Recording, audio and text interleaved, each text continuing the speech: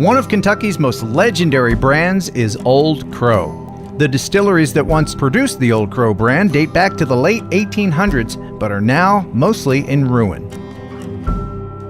James C. Crow, a Scottish immigrant, started distilling what would come to be Old Crow in Frankfort, Kentucky in the 1830s.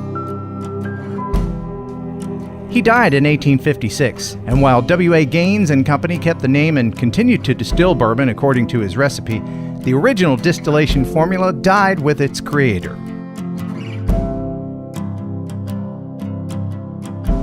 And so, the last remaining stock of Old Crow acquired a near legendary status, and offering drinks of it reportedly secured a re-election for Joseph Clay Styles Blackburn, senator for Kentucky.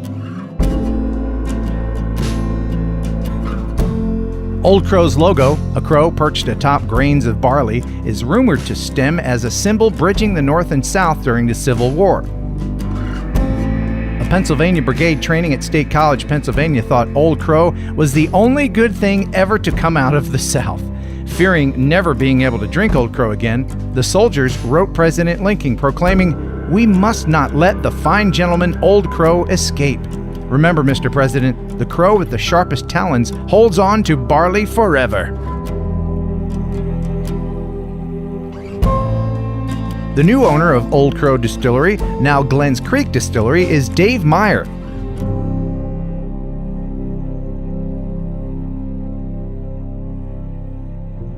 In its heyday, the Reelfoot Packing Company was a great asset for Union City, Tennessee, making up to $136 million per year. The company was started by W.G. Reynolds in 1917 under the name Reynolds Packing Company. Growing in size over the years, the name was changed to Reelfoot Packing Company in 1946 after being sold to Lorenz Neuhoff Jr. In 1952, a new plant was planned, and upon its completion in 1957, the old building was demolished and a new stockyard was constructed on the old plant site. By 1981, the company was slaughtering almost 900,000 head of livestock yearly and employed over 700 people. Reelfoot Packing Company made meat products such as bacon, ham, sausage, and was well known for its hot dogs, many of which were served at the end of public tours of the facility. The plant closed down in 1993 and was bought by a small group of local investors in 2005. Since then, the building has been used as warehouse space, but has sat mostly vacant, wasting away brick by brick. In 2011, the City Council estimated that it would cost Union City $800,000 to tear down. Recently, a Brownfields grant for $400,000 was allotted for the site. The EPA's Brownfields program provides grants and technical assistance to communities to assess, safely clean up, and sustainably reuse contaminated properties. Now considered an eyesore and an environmental hazard, people tend to forget the historic value and economic impact Reelfoot Meatpacking Company has had on this area of the country. We were afforded a rare opportunity to film inside this once thriving Union City institution.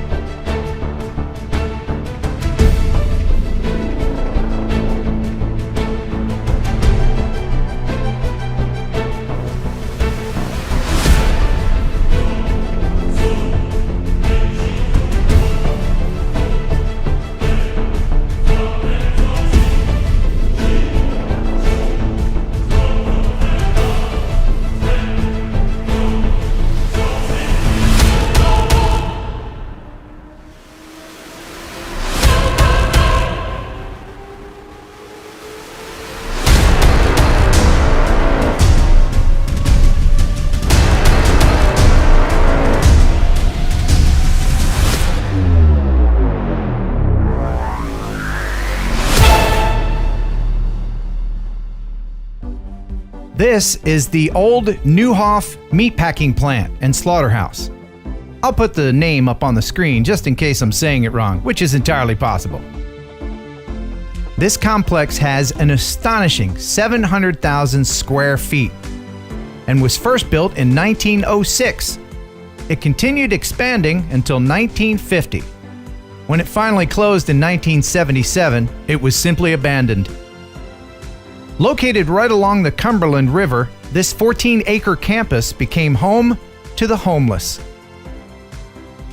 When the current owners were deeded the property at the end of 1998, they found a bunch of people living in there, including an acupuncturist and a guy who was just naked all the time. Which might have had something to do with the 5-leafed plants they found growing there. As you can see, the favorable lighting and the rain that can go through the roof and into the floors below really help things grow. A lot of work has been done on the property since 1998, and one of the buildings has become completely renovated, becoming a place where nonprofit organizations, neighborhood groups, and other outfits generally try to improve Nashville's cultural or social spirit. The Nashville Jazz Workshop is located here and is a sort of community center for jazz, with classes, public performances, and special events. Efforts to completely renovate this location are ongoing.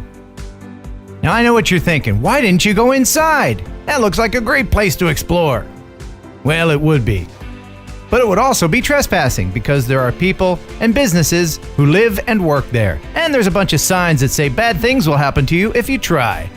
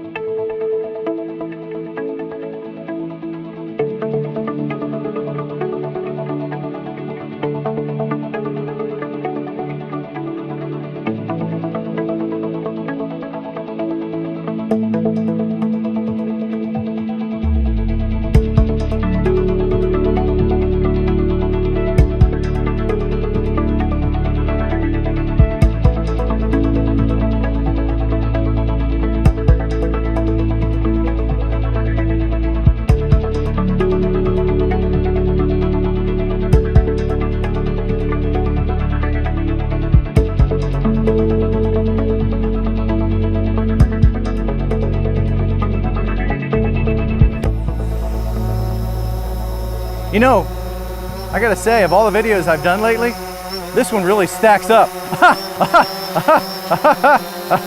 You get it? Okay.